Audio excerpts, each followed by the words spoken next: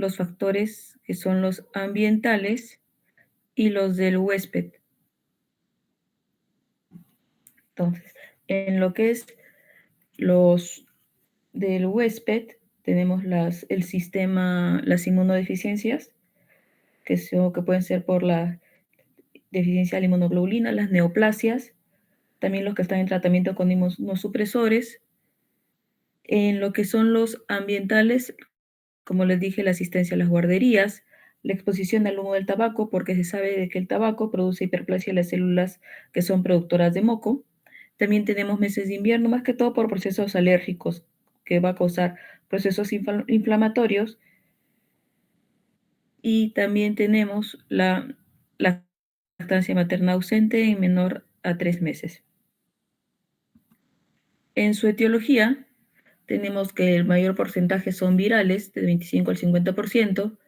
Tenemos el estreptococo pneumoniae el 35%, la influenza 30% y el piógenos en 5%.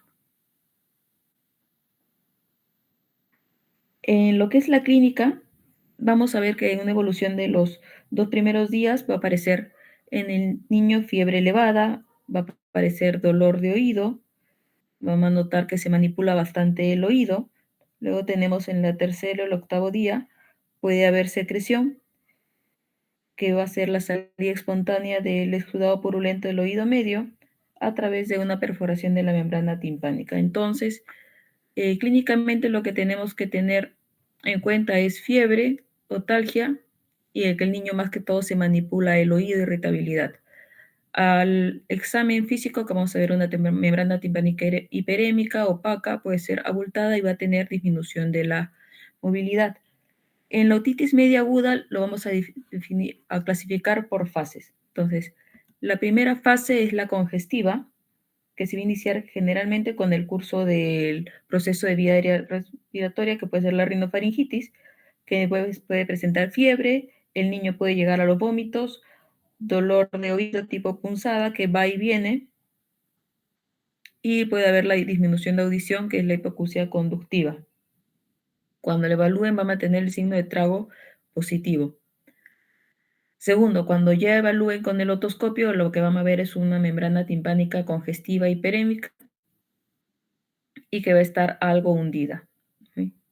La segunda fase, la de colección, la vamos a dividir en dos. En la primera parte, que es la que donde se produce el líquido seroso, como pueden ver en la imagen, la membrana timpánica está abultada y se ve que hay colección de líquido seroso.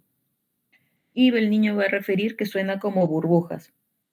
Entonces, cuando lo evalúen, vamos a ver secreción serosa por la translucidez de la membrana timpánica. Y la segunda fase, que se produce ya la colección supurada. Como pueden ver en las flechas ya se nota que hay secreción purulenta a nivel retinotimpánico. Entonces, los síntomas van a empeorar y va a haber una otalgia pulsátil, puede haber malestar general y puede haber un ruido en el oído. La siguiente fase es como se llama la fase de evacuación, que se inicia en el momento en que se va a perforar la membrana timpánica y va a drenar el líquido purulento. Entonces, cuando ya comience a drenar el líquido purulento, los síntomas van a comenzar a remitir, va a remitir el dolor de forma inmediata. ¿Sí? Y la última fase, que es la fase de reparación, donde ya no hay secreción purulenta. Al paso del mes, probablemente va a haber, si la perforación ha sido pequeña, va a haber un cierre espontáneo en la membrana timpánica y la audición se recupera con normalidad. Entonces, en lo que es tratamiento, el tratamiento de inicio en el niño, siempre vamos a dar amoxicilina en dosis altas de 80 a 90. ¿Por qué? Porque puede haber complicaciones. ¿Sí? Una otitis media que se puede complicar, entonces de inicio siempre antibiótico en dosis altas, el cuidado del niño que no ingrese nada de líquido al oído. Entonces, si es que no hubiera una buena respuesta con amoxicilina de dosis de 80 a 90, vamos a evolucionar a amoxicilina con ácido clavulánico. Podemos también cambiar a claritromicina, que va bien en el oído, en dosis mucho más complicadas que el niño puede hacer mastoiditis, ya iniciamos con ceftriaxona. Luego tenemos la otitis media con efusión, que es líquido tras la membrana timpánica, ¿sí? El 90% de los niños lactantes o en edad preescolar van a presentar un episodio de otitis media con efusión. 50% en primer año de vida, 60% en el segundo año de vida.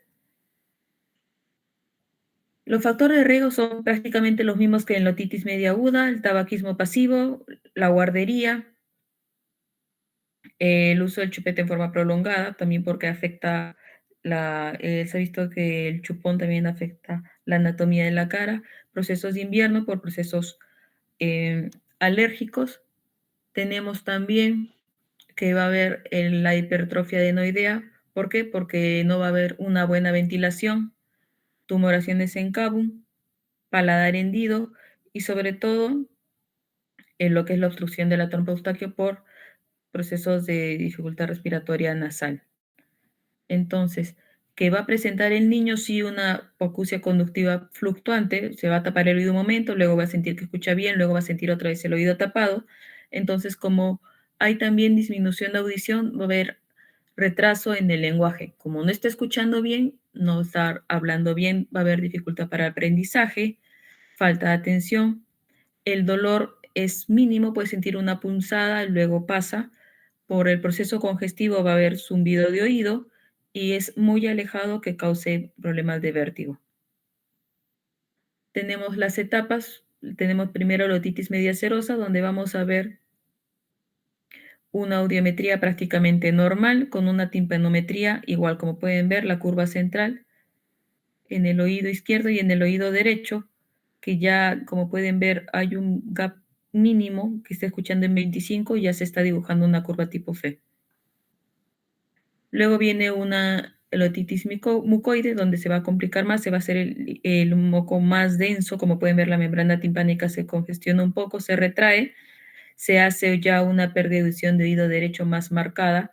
Tenemos la vía ósea que está escuchando bien, pero la vía conductiva tiene una pérdida auditiva leve, pero ya hay un gap, un espacio entre la vía ósea y la vía aérea. Entonces tenemos que el oído izquierdo está escuchando muy bien, como pueden ver la timpanometría está normal, pero ya no hay movimiento de la membrana timpánica en respuesta a la presión que envía el timpanómetro y se ve una curva plana, ¿sí? Ya o algo más complicado es la otitis media mucoide con atelectasia, como pueden ver, se ve un bolsillo de retracción en la membrana timpánica. Y un cuadro más complicado es la adhesiva, que igual los patrones audiológicos es la curva tipo B con una otitis, con una hipoacusia conductiva. Si no se da tratamiento, lo que va a terminar es en una perforación timpánica, como pueden ver, una perforación timpánica bastante amplia, que esto sí va a necesitar tratamiento quirúrgico, pero antes de operar este oído siempre hay que revisar si ha sido porque el adenoide está bastante grande, si tiene su desviación de tabique, alguna tumoración en las fosas nasales o algo que estuviera causando obstrucción. Por ejemplo, si tenemos un cuadro ringítico alérgico, hay que tratarlo con antihistamínicos, con corticoides nasales. Si tenemos rinitis alérgica y asma, se ha visto que el Montelukast ayuda a prevenir estos cuadros. Una rinocinoadenoiditis recurrente, entonces lo que vamos a hacer es tratar lo que es el adenoide, un corticoide nasal tópico, para que pueda respirar mejor. Y el reflujo gastroesofágico, que también se ha visto que causa problemas. En estos casos ya lo manejaríamos con gastroenterología. Entonces, como se ve que, como han visto que la mucosidad se contamina, vamos a dar antibióticos.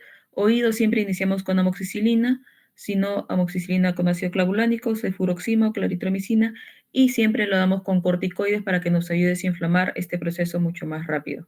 Entonces, podemos dar betametasona o metilprednisolona y su spray nasal. Entonces, ¿cuál es el tratamiento para no llegar a los cuadros complicados que hemos visto? 1. Si tiene el adenoide grande, retiramos el adenoide. Si vemos que ha tenido una curva plana como la timpanometría, lo que vamos a hacer es colocarle un tubito de ventilación. Hacemos un pequeño corte de membrana timpánica, colocamos el tubo de ventilación en el niño, por ahí va a ventilar el oído, por ahí va a drenar hasta que consigamos una buena ventilación y el tubito a los 6 meses probablemente ya esté cayendo solo y la membrana timpánica también se va a cerrar espontáneamente. ¿Mm? Ahora, en los cuadros de rinosinusitis pediátrica, muy bien, en la etiología tenemos que es la enfermedad viral es el factor predisponente más común. Los niños pueden padecer un promedio de 6 u 8 infecciones virales de vías respiratorias superiores en un año y hasta el 5% de las infecciones virales de tracto respiratorio superior se van a infectar secundariamente con bacterias. Recuerden que en niños siempre la mayoría de cuadros que van a ver son procesos virales, que luego se pueden complicar, sí puede pasar.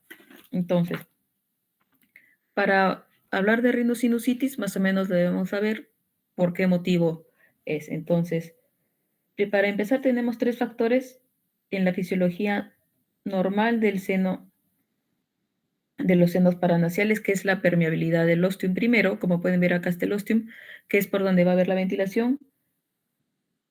Luego tenemos lo que es la función ciliar, que va a hacer que bata el moco hacia afuera. Entonces, y estos cilios van a necesitar un moco surfactante fluido para poder batir normalmente. Entonces, ¿qué pasa en la sinusitis? Va a haber la obstrucción del ostium. Esta parte de acá se va a obstruir y esto va a provocar la inflamación de la mucosa nasal. El moco se hace más espeso, ¿sí? Entonces, al haber el cierre del ostium, va a haber disminución de la ventilación del seno, va a provocar la disfunción ciliar, ya no va a batir bien, y este seno se va a poner congestivo, hipóxico y lleno de moco. Entonces, ahí va a ser donde es más fácil que se asienten las bacterias y se dé la sinusitis. Entonces, resumiendo todo lo que es sinusitis, ¿qué va a pasar? Se obstruye el ostium. Si se obstruye el ostium, ¿qué va a hacer? Que el seno tenga hipoxia. Cuando hay hipoxia, los cilios ya no van a batir bien, se van a paralizar y entonces se va a retener el moco, la secreción en el seno. Ahora, también se obstruye el ostium, ¿qué va a pasar? Va a ser vasodilatación y trasudado y también va a ocasionar secreciones. El otro también lo que va a pasar es la disfunción de las glándulas de la mucosa, el moco se va a poner más espeso y si el moco se pone más espeso no va a poder salir, entonces se va a retener la secreción. Se queda la secreción en el seno, se contamina y es lo que da la sinusitis. Entonces, en factores predisponentes tenemos los cuadros riníticos, el adenoide que está grande, los cuadros de asma, recuerden que asma va de la mano siempre con los cuadros riníticos alérgicos, que hace que no ventile bien la nariz, también la desviación de tabique, ahora los problemas también con los cilios, las inmunodeficiencias, fibrosis quística también se ha visto que está relacionado con estos cuadros, y la contaminación ambiental que también causa sus procesos alérgicos inflamatorios nasales.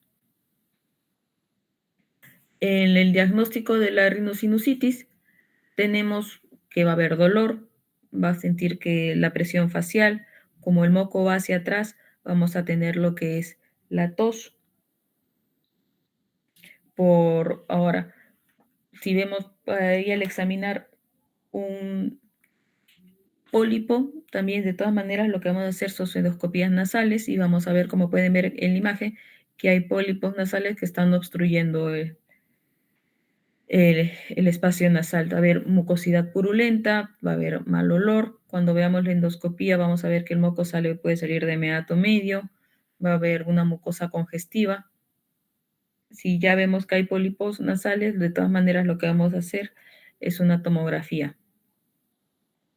Entonces, de inicio, para lo que es la rinosinusitis aguda, tenemos que primero un niño con rinosinusitis aguda con síntomas que tienen menos de 5 días lo vamos a clasificar como un cuadro de resfrío común y se le va a dar su tratamiento analgésico. Si vemos que no hay mejoría en estos días, lo que vamos a hacer es iniciar con lavados nasales, vamos a dar corticoide nasal y lo vamos a evaluar si es necesario iniciar tratamiento antibiótico o no. Ahora, si vemos que el niño tiene unos síntomas mayores de 10 días o a los 5 días que está en tratamiento se empeora, Sí vamos a dar un tratamiento antibiótico bioral y corticoide nasal. El corticoide nasal nos va a ayudar bastante para desinflamar. ¿Sí? Ahora, si vemos que con todo esto no mejora lo que es su tratamiento, no responde bien al tratamiento, de todas maneras vamos a realizar un cultivo y ver con qué antibiótico nos va a ir mejor. Ese es en un proceso agudo. En un proceso crónico, si vemos a un niño con una rinosinusitis crónica que tiene los vasos sanguíneos que están congestivos, inflamados, iniciamos con lavados nasales y corticoide nasal que nos va a ayudar a desinflamar. Entonces, y si a los 3 meses de este tratamiento con corticoide nasal, porque recuerden que el corticoide nasal son mínimo 90 días de uso continuo, no hay respuesta al tratamiento, vamos a realizar el cultivo con antibiograma para ver qué antibiótico más o menos le va a ir mejor. Ahora, si persiste aún así con estas molestias, ya pasamos a una tomografía y vamos a evaluar también qué podría estar ocasionando este problema que no tiene la mejoría, ¿no? Ahora, si vemos que el niño está demasiado congestivo, con una congestión de vasos sanguíneos ya moderada a grave, realizamos el cultivo, su tratamiento antibiótico, o si no, ya comenzamos ya con los estudios de la tomografía. ¿Sí? Esto es en cuadros crónicos. Ahora vamos a ver lo que son los cuadros de rinitis alérgica. ¿Hasta acá alguna pregunta?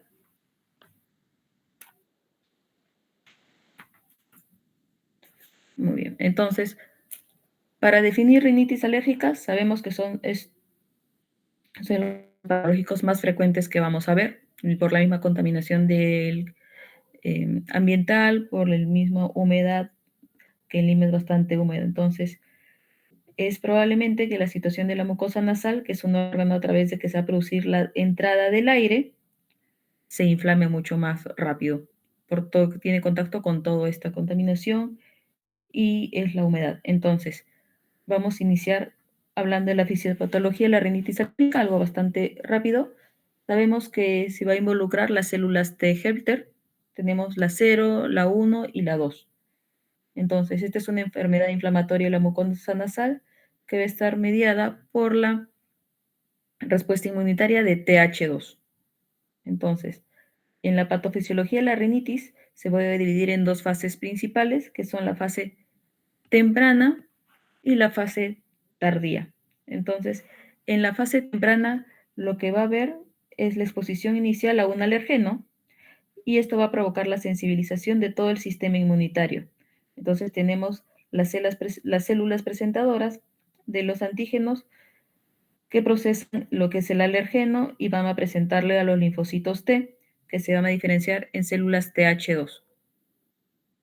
Entonces, estas células TH2 lo que van a hacer, van a liberar citoquinas como tenemos la interleuquina, vamos a ver acá, la 4, la 5 y la 13, que van a inducir a la producción de la hemoglobina E por parte de los linfocitos B. Muy bien.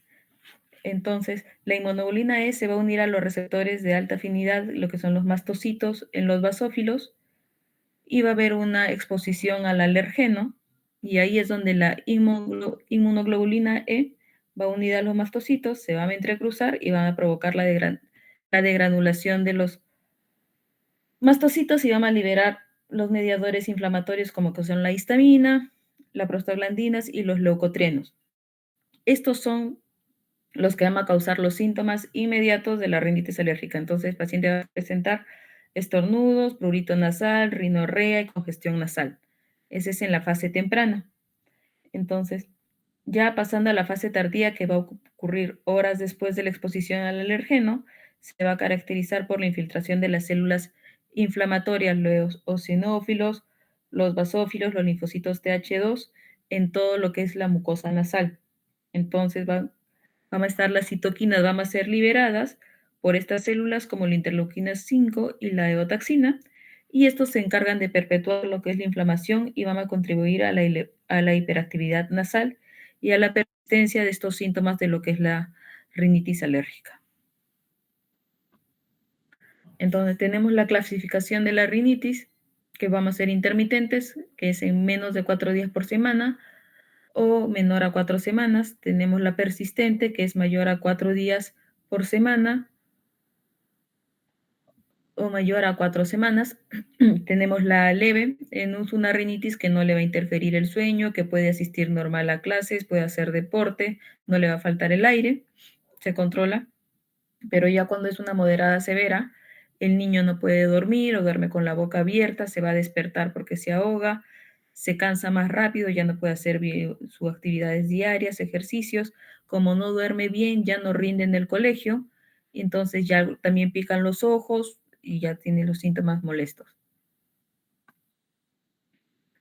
En lo que es la clínica, la sintomatología, como saben, siempre se inicia en la infancia y luego en la adolescencia, y se va a caracterizar siempre porque el niño está expuesto a un alergeno.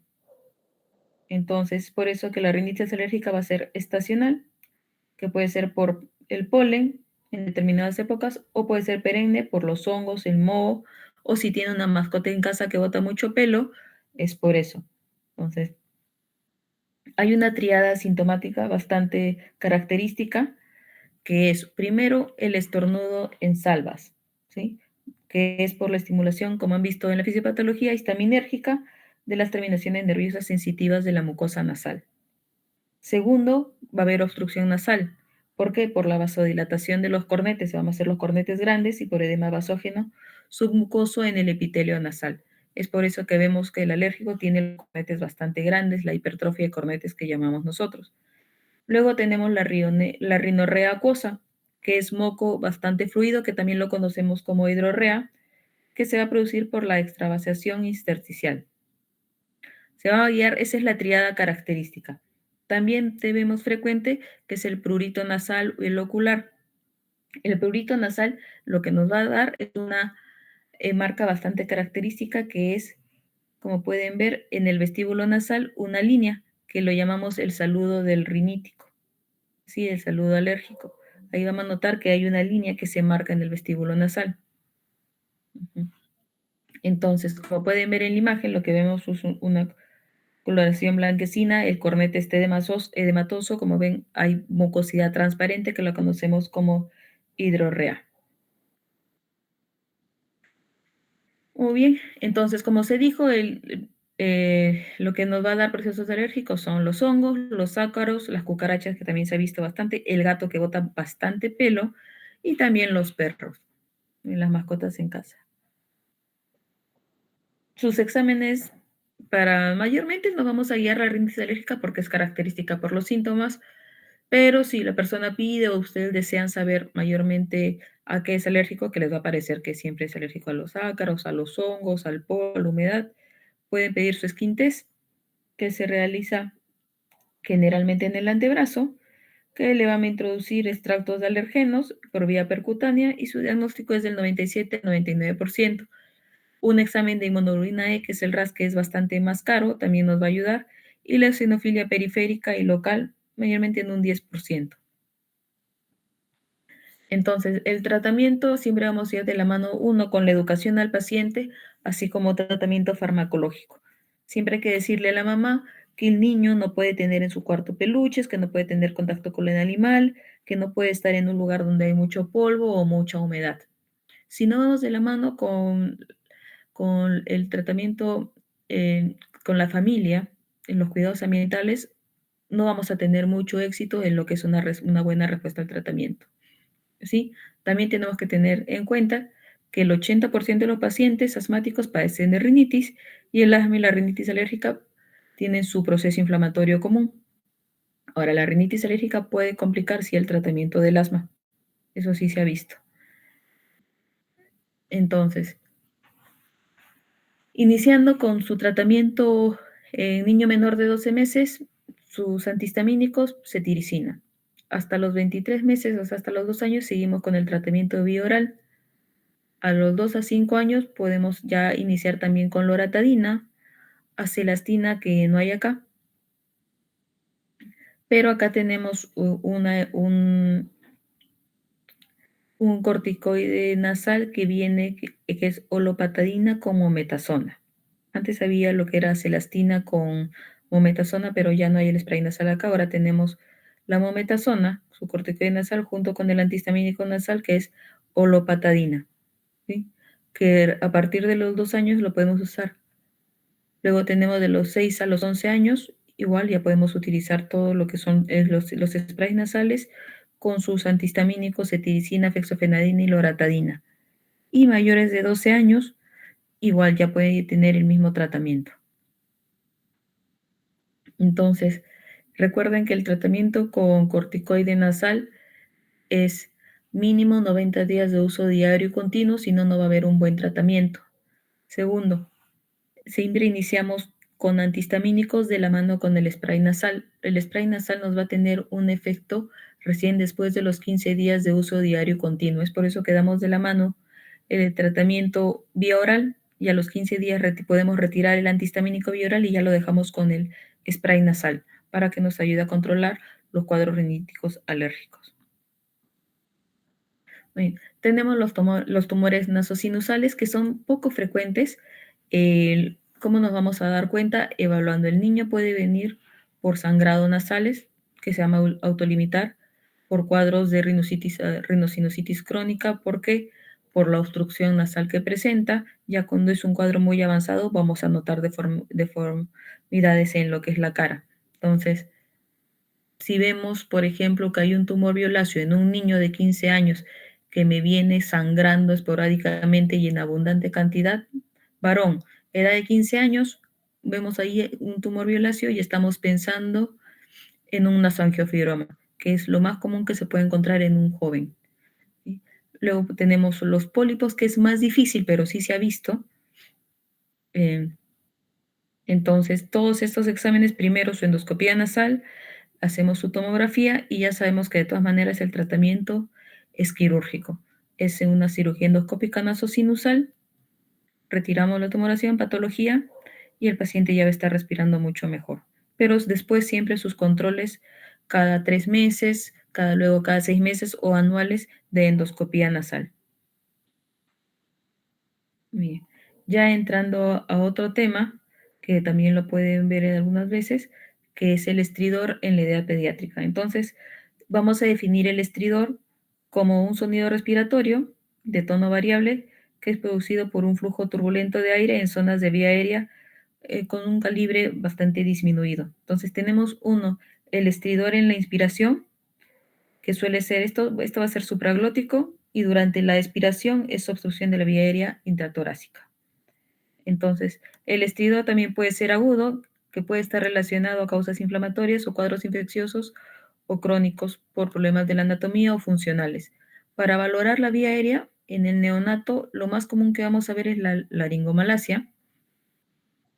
En las formas leves, el simple examen ambulatorio, la fibrolaringoscopía flexible, que de todas maneras lo hacemos en sala, y cuando el estridor es bastante severo, hay que explorar la vía aérea bajo anestesia. Igual, o sea, en niños no nos va a tolerar una fibrolaringoscopía, entonces siempre es en sala de operaciones. Entonces, la laringomalacia, que es la más común, es una anomalía congénita laringia. Tenemos los síntomas que aparecen en la primera semana de vida y entre los 2 y las 18 semanas, y el tratamiento es conservador, hay que observarlo. En la laringomalacia, más que todo, lo observamos.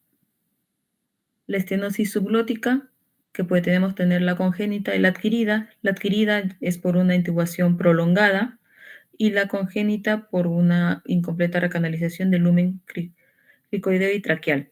Tenemos la membranosa y la cartilaginosa. El síntoma más frecuente que vamos a ver es el estridor bifásico. Las parálisis de cuerda vocal, que cuando son bilaterales siempre lo vamos a asociar con procesos neurológicos. Entonces, si hay un proceso neurológico, probablemente termine en traqueotomía. Cuando es unilateral, puede ser iatrogénico, también puede ser por una intubación prolongada, o también tenemos que estar lesionado el nervio laríngeo recurrente en alguna cirugía. Entonces, acá vamos a saber cómo va evolucionando, porque la mayoría tiende a compensar con la otra cuerda, la parálisis de cuerda vocal, entonces lo dejamos ahí. Tenemos la membrana laringia, entonces, que se cree que son resultado de la recanalización fallida o incompleta de la luz laringia durante su formación. Entonces, la mayoría van a ser glóticas, ocupan la parte anterior de la laringe, entonces, y se pueden asociar a anomalías cardiovasculares y cromosómicas. Tenemos también los traumatismos nasales, que no son tan comunes, mayormente en los niños. En los niños hay que tener bastante cuenta de que como todavía no se ha osificado bien lo que es los huesos, es más difícil que tengan fracturas al golpearse. Mayormente que quedan en contusiones, se inflama, pero máximo podría llegar a una fisura, pero no es muy común que hagan una fractura. Entonces el niño les va a llegar a emergencia, va a llegar inflamado, puede presentar sangrado o no. Entonces lo primero que debemos concentrarnos es en detener el sangrado nasal. A ver si necesita, si controla con gasas con lidocaína con epinefrina, si no, o a presión, le colocamos, hacemos dígito presión en la nariz, si no para ya lo que hacemos es taponarlo. Luego pedimos su radiografía de huesos propios de la nariz y vemos si es que si hay una fisura o si realmente hay una fractura de huesos propios de la nariz. Todo niño, la reducción de fractura se hace en sala de operaciones y luego va a casa con su yeso y si se amerita tapón con tapón y a los 7 días retiramos lo que es la férula de yeso. Ahora, epistaxis, todos, como saben, epistaxis es todo sangrado de la nariz. Tenemos en los niños las causas son por golpe, segundo porque se están hurgando la nariz con el dedo, por eso son también traumáticas, por cuerpos extraños en la nariz, sequedad nasal por procesos riníticos alérgicos, inflamatorios también, y los tumores, que ya le hemos dicho que es poco común. Causas sistémicas, leucemia, la púrpura tomocitopénica, problemas de coagulación, fragilidad capilar, que tiendan a tener telangiectasias, enfermedades granulomatosas. Al examen clínico lo que vamos a ver es sangrado nasal anterior. En los niños, mayormente los sangrados nasales son en el plexo de Kisselbach. Vamos a ver, nosotros cuando veamos, vamos a ver que ahí tiene unas varices que pueden ser grandes, que hacemos una electrocauterización, o pueden ser pequeñas, que hacemos una cauterización química con nitrato de plata al 50%. Algo que es muy raro es que no encontremos el punto de sangrado. Entonces hacemos una endoscopía nasal y algunas veces vamos a encontrar las varices detrás de la cola del cornete inferior o a la altura del cornete inferior. Sangrado que viene en niño, lo que vamos a hacer primero es digitopresión. No con la cabeza hacia arriba, porque si no la sangre va hacia atrás, se va a irritar la garganta y va a comenzar a toser, sino baja la cabeza y hacemos presión. Entonces, como vamos a ver acá en la imagen, vemos que el sangrado está en el plexo de Kisselbach. Lo que vamos a hacer es con un hisopo con nitrato de plata al 50%, cauterizar toda la zona donde está las varices. Y el niño se va a casa con sus antihistamínicos. Si vemos que es un sangrado bastante profuso, que está sangrando bastante, no logramos ver el punto de sangrado, en ese momento lo que vamos a hacer es un taponamiento nasal. ¿Sí? Puede ser con, si tenemos gasa parafinada, ingresamos con Gelonet, si no, con una mecha nasal de abajo hacia arriba, ocupando todo el espacio nasal. Y a los 5 días retiramos el tapón, ya vamos a poder ver mejor el punto de sangrado y se ve si se hace una electrocauterización o una cauterización química. Luego tenemos los cuerpos extraños, que los niños se pueden introducir, lo que hemos visto, los bolitas de los aretes, lo que se introducen también es tecnopor, tener conducto auditivo externo. También tenemos que se introducen en las fosas nasales, que eso puede causar una sinusitis porque la mamá no se da cuenta y el niño viene ya porque él tiene moco verde, mal olor en la nariz, que hacemos la extracción. Si no se puede en consultorio, en sala de operaciones, en la orofaringe también las espinas, los huesos pequeños, ¿sí? Y en la vía aérea que ya entramos ya a los cuadros de a sala de operaciones emergencias, ¿no? Entonces tenemos lo que son los animados e inanimados. Lo que es inanimados tenemos también el algodón del hisopo, papel, también plantas que algunas veces las mamás quieren curar el oído y le introducen lo que son hierbas, o también podemos tener lo que es cucarachas, polillas que también se pueden extraer Tenemos en la orofaringe los cuerpos extraños también. En niños todo es en sala. Tenemos las espinas, si es un adolescente también ya nos puede colaborar. La extraemos por consultorio. Y acá, como pueden ver, las pelotitas de Tecnopor que los niños se introducen en la nariz. Luego entramos a traumas otológicos por accidentes en niños politraumatizados. Lo que va a presentar mayormente es un ruido en el oído, disminución de audición porque puede haber sangrado o porque ya sangra del oído y está contaminado y viene por otorrea. Entonces, lo primero que tenemos que ver es cómo está el conducto auditivo, cómo está la membrana timpánica. Entonces tenemos en el conducto auditivo externo, porque el niño se ha golpeado en algún momento o se tiende a rascar, a manipular, puede hacer un otohematoma. Entonces vamos a ver, como pueden ver en imagen, todo el hematoma. No podemos dejar mucho tiempo porque si no, el hematoma por compresión lo que va a hacer es destrozar y se va a comer el cartílago. ¿Sí? Entonces lo que hay que hacer es drenar el oído, hacer un corte, drenar, colocar un dren y luego hacer compresión. Se puede colocar yeso, se puede colocar puntos con hilos o un vendaje alrededor de la cabeza haciendo presión en la oreja para que no pueda rellenarse, porque esto puede otra vez llenarse y hay que volver a drenarlo, y siempre con su antibiótico bioral. Tenemos heridas a laceraciones en el pabellón de CAE, que se pueden hacer también por manipulación con cuerpos extraños, con el hisopo o por algún golpe. Entonces limpiamos su tratamiento tópico y sus evaluaciones. Congelaciones es más difícil y también quemaduras, hay que ver el grado y la extensión que está dentro del conducto auditivo externo, compresas húmedas y colocar una gasa parafinada que también trae antibiótico para que no se infecte. En el oído medio, la perforación timpánica también por el uso también de hisopos, por algún golpe, alguna cachetada que alguna vez se le da. Y el barotrauma, que es por ruidos muy fuertes, como pueden ver, se congestiona la membrana timpánica, va a presentar dolor, va a presentar disminución de audición, tinnitus. Entonces ahí pues, se pueden dar antiinflamatorios o también podemos dar corticoide bioral y hacer su examen de audición. Y hacemos el examen de audición de inicio, luego a los controles a los 5 días y a los 15 días. En lo que es la perforación timpánica, el cuidado que hay que tener es, uno, sí se da tratamiento antibiótico y no puede ingresar nada de líquido al oído. ¿Por qué? Porque recuerden que el líquido tiene bacterias y esto nos puede causar cuadro infeccioso. Y recuerden de que ya cuando hay una perforación timpánica, el oído medio ya queda expuesto a toda la contaminación ambiental. En el oído interno, lo que ya vemos con lo que es la tomografía, son la fractura de peñasco, hay que ver si está longitudinal transversal. Lo que vamos a ver característico de una fractura de peñasco es atrás en la parte retroauricular, vamos a ver que está morado, una equimosis. Entonces, esto mayormente el diagnóstico es por su tomografía. Entonces, ahí hay que ver cómo está la fractura y se mantiene tratamiento expectante. Si es que ya hay parálisis facial, ya entramos con neurocirugía. Y el implante coclear, en lo que es, ¿cuáles son los criterios? Mayormente que el niño sea, eh, no tenga ninguna enfermedad neurológica.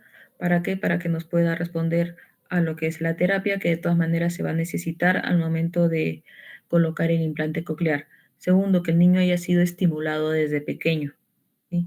Que haya utilizado de repente un audífono, que se le haya educado.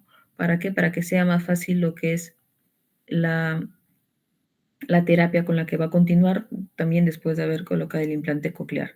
Los criterios, como se dice, niño que no tenga ninguna enfermedad neurológica, niño que haya sido estimulado, que esté formado el oído, que se haya estudiado por tomografía, sus potenciales evocados y que sabemos que sí nos va a responder. ¿Sí? Bien. ¿Alguna pregunta?